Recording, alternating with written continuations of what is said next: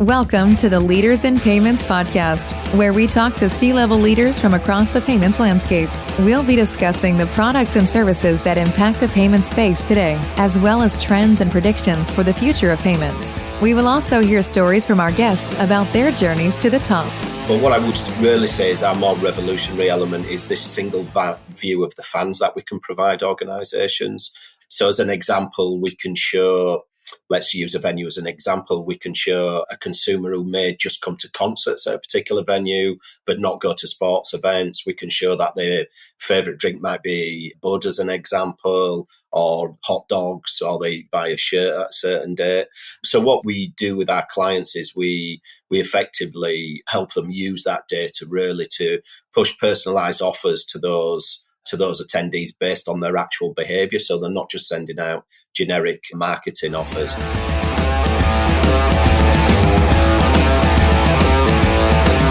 That was Jason Thomas, CEO of Tappit, and he is our special guest this week on episode 138 of the Leaders in Payments podcast, and I'm your host, Greg Myers. Jason is a sports enthusiast from Northern England with a passion for music and a resume that includes both Sony and Virgin Records. He has taken his love for entertainment to the fintech space and created a name for himself within the industry. With a client portfolio that includes some of the biggest organizations in event management, including the NFL, MLB, and NBA, just to name a few. Tappit is a global payment solution company that offers cashless payment options driven by data analytics. Tappit provides all of their clients with micro-level data analytics to identify valuable and influential purchase patterns that enable a marketing strategy driven by personalized metrics and not just generic offers. Tappit also offers a range of solutions that include mobile, RFID, and even appless web options. Another bonus, the company is completely agnostic, so they can work with any third party their client may have in a manner that provides a truly white-labeled interface. We've got a great episode ahead, so let's get started.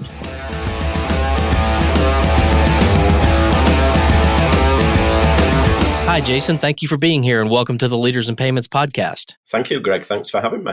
Absolutely. So let's dive in. Tell our audience a little bit about yourself, maybe where you grew up, where you went to school, where you currently live, a few things like that. We'll dive deeper into your career in a minute, but just some general things about you. Yes, so I grew up in the north of England, grammar school educated. My formative years were spent really studying, and I signed professional forms for an English soccer club, but I was also interested in that time in business, music and sport, really. And my first job was working for Sony Music, which, again, just suggests that obviously my interest was certainly in those kind of areas. I spent a lot of time working in London, a little bit of time working in the US, specifically in New York, but I'm back in the UK now, again, living back in the north of England. Okay, great. Well, let's talk about Tappit. So tell the audience what Tappit does.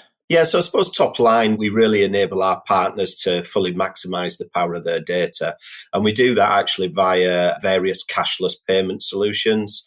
And also linked to those cashless payment solutions, we have a data analytics platform, which our partners use to fully understand their fans. And they use those insights really to improve a fan experience and increase profits. So unlike the credit card companies, the debit card banks, Google and Apple Pay, etc., that data actually all goes back to our clients for them to fully understand their fans. We've worked and delivered for over 500 clients now since 2018, and we've worked in over 20 countries. And increasingly, actually, we're working now with a lot of major brands in North America, and particularly in the event space historically. So we work with NFL clubs, MLB, NHL, the NBA, MLS, and we're also starting to work with a lot of colleges in the US as well. And then from an office perspective, we have offices in the US, the Middle East and Europe. Pre-COVID, we had staff of around 50, but post-COVID now, we've more than doubled that as really the demand for our kind of payment solutions and services have increased. And how do you go to market? Through partnerships or direct sales force, or how do you go to market? A little bit of both, actually, Greg. So we have direct sales departments and commercial departments in the Middle East, in Europe and North America, but then we also have partnerships in other parts of the world like Southeast Asia and Australasia and parts of Africa. And what is the business model? Do you charge a per transaction fee, or is it more like a SaaS model? It's a hybrid, really, is probably the best way to describe it. So we have a license fee, which is usually annually. And by the side of that, we can also have a transaction fee, a consumption fee. So maybe 1 to 2% as an example, but it does vary. We have a lot of different commercial models, but in general terms, it's a hybrid SaaS product. Okay.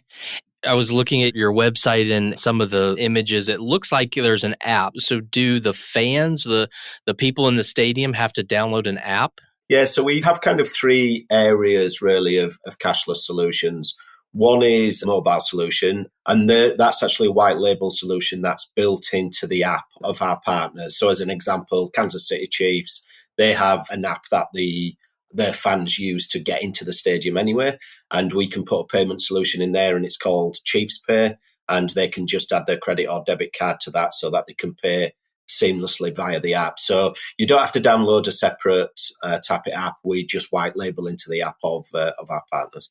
And then there's another couple of solutions. We also do RFID solutions. So there may be wristbands or lanyards or cards that we tend to use with our partners who may struggle for Wi-Fi connectivity. We use those a lot, for instance, in greenfield kind of areas, say around festivals. And then we have another solution, which is an appless web solution. So if we have a client who might not have high engagement of an app or may not have an app at all, what we can do is we can put QR codes on things like posters and menus, etc., and allow their fans or their attendees to actually pay cashlessly using that as well. So and sometimes we have clients who have a hybrid of 2 or 3 of those solutions. Is there one specific vertical that stands out among all those that you mentioned, or is it pretty much any type of event from sporting to music and festivals, sort of all of them? It's a good question. Historically, up till probably the pandemic, really the majority of our clients were music related, whether it be venues or festivals and sport, really. But I would say post-COVID, or certainly during COVID, we've now started working with a lot of new verticals for us. So as I mentioned earlier, we work now with a lot of colleges. We work with retail partners. We also work with theme parks as an example. So I think as our kind of solution has been adopted by a lot of different types of end users, if you like, the sectors for us are certainly widening. And you mentioned early on that you provide a lot of data back to your customers that help them with the fan experience. Can you maybe give sort of a high-level case study or an example of the kind of data and how they may use it? Yeah, sure. So effectively, from a data perspective, there's kind of 2 main areas really of what we provide. So we provide what I would call a macro level. So we can show our partners who their top spenders are, who the biggest, let's say, beer drinkers may be, or consumption of a certain product type, which can be really useful for them, particularly if there's a sponsorship element and to drive sponsorship dollars. But what I would really say is our more revolutionary element is this single view of the fans that we can provide organizations.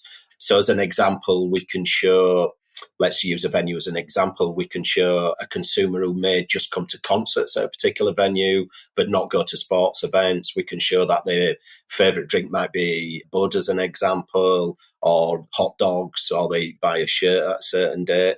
So what we do with our clients is we effectively help them use that data really to push personalized offers to those attendees based on their actual behavior. So they're not just sending out generic marketing offers. So it really helps them both increase attendances, increase average spend. As I mentioned earlier, it's vitally important for them to use that data to drive sponsorship revenues as an example. So if in a particular venue they may have Pepsi as a sponsor, they can show them who drinks Pepsi, but more importantly, they can show them who drinks Coke. And so they can incentivize them to convert people to drink Pepsi. So yeah, that data piece really is a very significant difference to what we provide compared to some other payment types. And I know there are competitors out there that provide solutions. I'm not sure how you differentiate. You mentioned the data. Obviously, that sounds like a differentiator. But what else differentiates you from your competitors out there? Yeah, I think one of our certainly unique elements is that we're completely agnostic. And the beauty of being completely agnostic is we can work with any third party that a client may have. So whether that be a payment provider, whether it be a certain concessionaire, whether it be a certain app provider, certain ticketing company. And so what it means from our perspective is we can pull in that data from any of these points. Also, one of the other differences is we have the tech stack that I mentioned earlier is unique in its own right. So although people have individual elements of those, there's lots of mobile solutions, there's lots of RFID solutions. We're the only people really who have that full tech stack. And that's really important because I think one of the things that's happened now is if you look at either venue owners or you look at shopping malls, etc., they're trying to become 365 financial models, namely filling that environment 365 days a year. So if you're an NFL team, as an example, when the NFL season finishes, you may want concerts to come there, you may want conferences to come there and other different events. Now, if you're going to pull in the data from those different types of events with very different demographics, you do need that range of solutions if you're going to do that. So I'll give you a good example. There's an NFL team, as an example, that actually takes twice as much money in 22 days than they do during the NFL season with a rodeo that takes place. Now, the rodeo consumers are not going to download the NFL app. Why should they? But what we can give them is we can give them a rodeo wristband and they can still obviously then transact cashlessly. And from the NFL team and the venue owner's perspective, they can pull in that data to then be able to cross-merchandise, cross-market, and obviously have a much bigger data set. So that range of solutions is actually vitally important with the way a lot of our partners now want to work with different types of events or activations in a particular environment. Okay. And you mentioned the data being able to help them with their advertising or incentives and providing customized promotions. Do you guys get involved in that aspect of it, or is it more just providing the data? Yeah, it's a good question. What we'd like to think is that our dashboard, which is bespoke to our client, is a self-service element, if you like. Having said that, what we certainly do with our brands is really help them to understand that data and also give them some advice around best practice on how to use the data. The great thing about the fact that we've worked in over 20 countries now is we can benchmark their data as well. So we can tell them what good looks like and what has worked from an incentivization perspective and how to really personalize and trigger certain incentives and initiatives based on what we've seen previously. So it's a mixture, really, Greg, between them understanding and being proactive with the data and us also helping them really maximize it. Okay. And where do you see this industry? So typically we talk about payments, but I think this one has a little bit unique because you're very focused on sort of one segment. So where do you see payments / this venue, I'll call it venue management for lack of better words, where do you see that all headed, say, in the next 2 to 3 years? Yeah, I mean, I think, if you look at the statistics, there was already a move towards cashless pre-COVID. But I think the pandemic has certainly accelerated that move to cashless in general. I mean, if you look at statistics at the moment in 2021, I think 19% only of transactions in the US were cash. And if you look at some countries outside of North America, that's much lower. And you look at countries like Sweden and parts of Scandinavia and Europe, it's less than 1% now are cashless.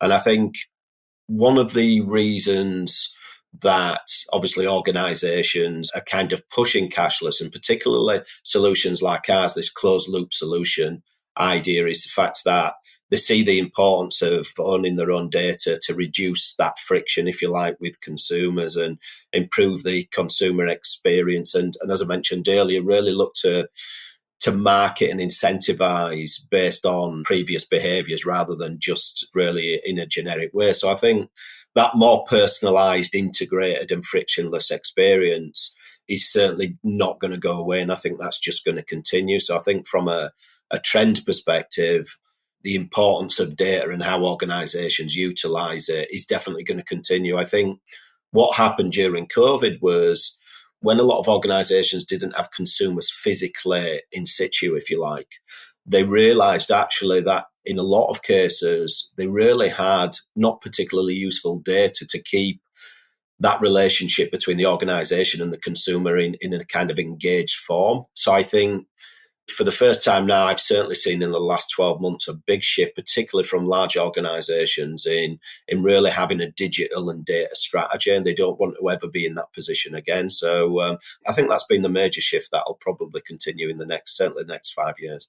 And you mentioned you're already in 20 countries. So is that sort of the growth strategy, is to keep going into more and more countries? No, I think from our perspective, it's really to solidify in the sectors we've been in historically and continue really to add as much value as we can for our partners. And then I think in those areas where, as mentioned earlier, where we've kind of done direct commercial sales, as an example, is really to go into more sectors, some of which I mentioned earlier. So I don't think globally we've really got significant ambitions to go beyond North America, Middle East, and Europe, certainly directly. Not to say we wouldn't look at partners in some of the other territories.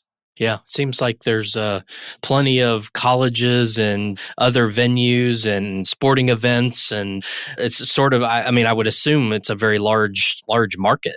Yeah, I mean, it's a huge market. I mean, if you look at the kind of total addressable market from our perspective, it's very, very significant. I mean, even if you just look as an example at the US college market, I mean, the US college market, I think there was 2021, I think it was 54 billion was spent purely in US colleges.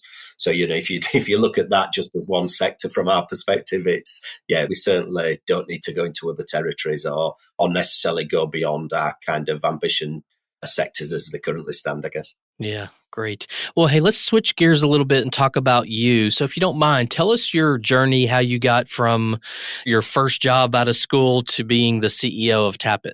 That's a good question. Yeah, so I think from my education, I actually went to work for record companies originally, and I worked for Sony and I worked for Virgin. And that's one of the reasons I ended up spending some time in New York as well. And then I think this is how old I am, I guess, Greg, as when the internet really took off and the kind of business model of record companies changed more into the live concert element, as streaming was obviously having an impact on record sales, I really started to get more into the live element and really started to look at ticketing. I then was part of an executive team that sold a digital ticketing business to Eventbrite just before I joined Tappit in 2018. So really, I've always been in entertainment and really in tech to do with entertainment. So over the years, I've worked with a lot of big clients in this sector, whether it be MTV or Disney or Formula One or the Olympics or Live Nation or lots of big organisations really in this space. So it went originally from record companies into ticketing, into digital, but always really certainly from a ticketing perspective onwards. Was really all around that data piece. So the digital ticketing business that I helped run, we were one of the first companies really to really put have a ticketing solution that worked with Facebook, because again, we understood really the power of social media and that data aspect. What was attractive about Tappit? Why did you take the role there as CEO? I ask myself that question every day. No, I think coming from a ticketing environment where you always had a very significant market leader in Ticketmaster, it was quite clear to me from a cashless perspective that there was no real market leader. And so I just felt as though it was an opportunity to really get into an environment where quite quickly you could make a difference, where you could really help really push the consumer experience forward quite quickly. Fundamentally, I'm a music and a sports fan, and I go to concerts and sports events literally still on a weekly basis. And I think from a legacy perspective, we're really trying to be part of something where you change the landscape of how consumers really in that environment change, if you like, and it become more frictionless. I think was always certainly something from my perspective that was really appealing. I've spent a long time being in queues, waiting to get into events or waiting to grab a drink or grab something to eat. And I think from a cashless perspective, trying to change that and trying to make, from a consumer perspective in those environments, a real difference was certainly appealing. Yeah, I think that whole user experience, I mean, just recently over the break, went to a couple of movies, and the experience in a movie theater and how much it's changed, right? From being packed in and not being able to see over the person in front of you to having to get up and crawl over 10 people to go stand in a line to get popcorn and missing half of the movie, to having people come to you and take your order and bring you your food. I mean, just that whole user experience just within movie theater environment, and then like what you guys are doing is really across all live events is fascinating to me. I think it's an interesting space to be in, and I think the role of payments and what it plays is also interesting, and how that's has changed and will continue to change, and then how you guys are leveraging that data. So just from my little personal experiences, I really love what you guys are doing. I appreciate that. I think we've all been in that environment, Greg, haven't we, where missed the first two songs of our favourite band at a festival because we were queuing for a drink, or we missed, I'm a big soccer fan, so, missed the first goal after half time because, again, I was in a queue. And I think, interestingly, I'm at an age now, I'm 50, but, I have children, and it's really interesting for me to witness that the generation below us, I don't think, have the same tolerance to that kind of customer experience as maybe we had. And so I think, for large organizations really to engage with the generation of spenders of tomorrow, if you like, they do have to make sure that fan experience is really at a level it may not have been before. I'll give you a good example. If you're queuing in the rain to get into a festival for a couple of hours because organizationally it's not as it should be, your brand can be getting killed via social media, literally as they're queuing. The ante has certainly been upped with that fan experience. And I think organizations realise that they have to break the barrier down between them and the consumer. And the only way to do that really is to be able to analyse the data. You can't do it by guesswork. You have to add some kind of science behind it and some kind of analytics behind it. Yeah, absolutely. Well, what are some things that you're passionate about? So maybe one business-related passion and one personal passion. I think business-related, I'm a huge fan of tech. And I think from my perspective, I'm not overly technical really as a person. For me, I've always been obsessed with, I guess, how tech can help improve the lives of others, really. I think there's tech that certainly can embellish, what you're doing in a social aspect and beyond. So I've always been really passionate about, can as an organisation as get involved in really helping improve that kind of element of people's social life. I think if you get that right, your business will be successful. You've got to start there, really. And then I think from a personal perspective, obviously my family hugely comes first. They may not say that when they see the amount of hours I work, but it's certainly always top of mind. And then, as I mentioned earlier, I'm a very boring individual, really. I love film, I love music, I love sport. I'm a very avid Leeds United soccer fan, so depending on the result on a weekend generally has a huge bearing on my mood on any given Monday morning, as my staff will be able to tell you. So those are my passions really, amongst others, I guess. Okay, great. Well, final question, obviously you guys, your business is much more than payments, but payments plays an integral part. And I like to ask this question of most of my guests just because I feel like everyone brings a unique view to it. And when I started in payments, the word fintech didn't even exist, and payments was kind of a boring industry, not a whole lot of innovation going on, but that's really changed. And I think it's changed a lot in the last at least 5 years or so. So kids going to college, university today, they can actually take classes in fintech, and there's so many more opportunities in the space. So what would your advice be to them if they're just starting out of school? They look at payments, they look at fintech, they say, hey, that's an industry I'm interested in building a career in. What would you tell them they should do to be successful? Yeah, that's a fantastic question. I think without going over all ground, I think, as I mentioned earlier, it's think as a consumer. Are you looking to get involved in something where you're going to bring something different to the table to improve that customer experience? Don't always think of it too technically. So I think that would be really my advice. And I would say go out and see that tech or your potential tech being used. look at how people really interact with it. One of the things I'm very passionate about is making sure that everybody within Tappit, as an example, goes out to an event and sees the actual technology being used, because I think until you do that, it's very difficult to really think about how you can improve that user experience and how you can really improve your products. I would say get out there into the real world, see how people interact, and really think about, can you leave a legacy where you can maybe take your children in 30 years and say, let me tell you about when it was different and when it was more difficult to purchase something, or the fan experience wasn't quite as optimal as it is now. I think really that's what you want to leave. How do people interact with it? So, and I would agree with what you said, Greg. I would say there's lots of innovation in this space now. And so I think it's a very, very exciting time, to look at joining this fintech space or whatever you may call it now.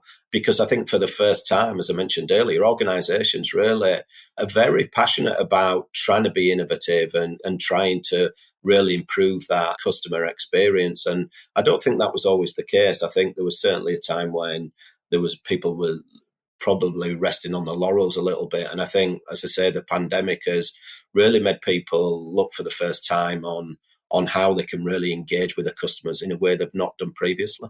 Yeah, I agree. And I love your advice. I don't know if you've seen recently. I think I may have my company wrong, but I think it's DoorDash. But it's someone like that where their CEO came out and said, every single employee in this company has to do at least one delivery every year. And it's the same concept, right? Was it DoorDash? Did I have that right? I don't know, but I'll check them out. I've certainly come across that kind of premise before. And I think it is really increasingly important that you don't look to build product in this space in some kind of silo. Right. Exactly. Well, Jason, we've covered a lot of ground about the company, the industry, you and your background and your successes. So is there anything else you'd like to mention before we wrap up? No, I've really enjoyed our chat and more than happy to have a chat in future on or off the record. It's a space I'm extremely passionate about. And yes, so thank you so much for your time. Yeah. And finally, what would be the best way for people to learn more about you and about the company? I guess Tappit.com would be the first thing I would point people towards as far as the company's concerned. I would say the company's far more interesting than myself, but if you do want to read about my experience, then yes, certainly check me out on LinkedIn and certainly look to reach out to me as well. I'm again very passionate about getting back to people if they contact me and if I can give anybody any advice or they can. I'm more than happy to be taught about any new innovation or things. Every day is a school day, so to speak. So yeah, if anybody who's listening who wants to reach out, certainly feel free. Awesome. Well, Jason, thank you so much for being on the show today. I know your time's very valuable, so I really appreciate you being here. You're welcome. Thank you, Greg. And to all you listeners out there, I thank you for your time as well. And until the next story. Thank you for joining us this week on the Leaders in Payments podcast. Make sure you visit our website at leadersinpayments.com, where you can subscribe to the show and where you'll find our show notes. If you enjoyed listening, please share on your social channels as well.